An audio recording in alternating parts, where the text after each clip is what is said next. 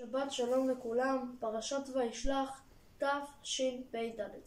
ותיגשנה שפחות הנה וילדיהן ותשתחוונה, ותיגש גם לאה וילדיה וישתחוו, ואחר ניגש יוסף ורחל וישתחוו, ויאמר מי לך כל המחנה הזה שפגשתי, ויאמר למצוא חן בעיני אדוני. ויאמר עשיו יש לי רב, אחי יהי לך אשר נח. ויאמר יעקב אל נא אם נא מצאתי חן בעיניך, ולקחת מנחתי מידי, כי על כן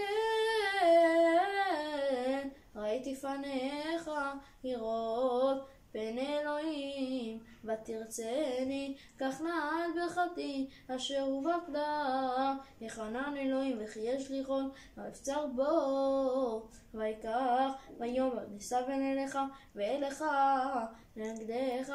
ויאמר אליו אדוני יודע כי ילדים רכים ועשו בבקר הלא צלעים ודפקו יום אחד ומתו. כל הצאן יעבור לאדוני לפני עבדו, ואני נעלה לאיתי לרגל המלאכה אשר לפניי ולרגל הילדים אשר אבוא אל אדוני שעירה.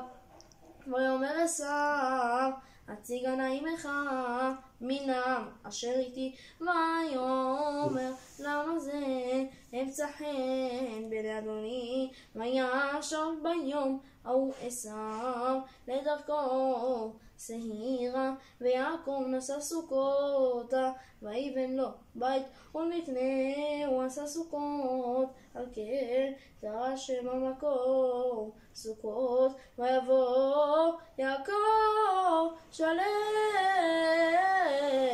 עיר שכם אשר בארץ כנען, בבוא מפדן ארם. ויחן את פני העיר וייקן את חלקת השדה אשר נטש אמר לו מיד בני חמור אבי שכם במאה כסיתה. ויצף שם מזבח ויקרא לו אל אלוהי ישראל. שבת שלום לכולם.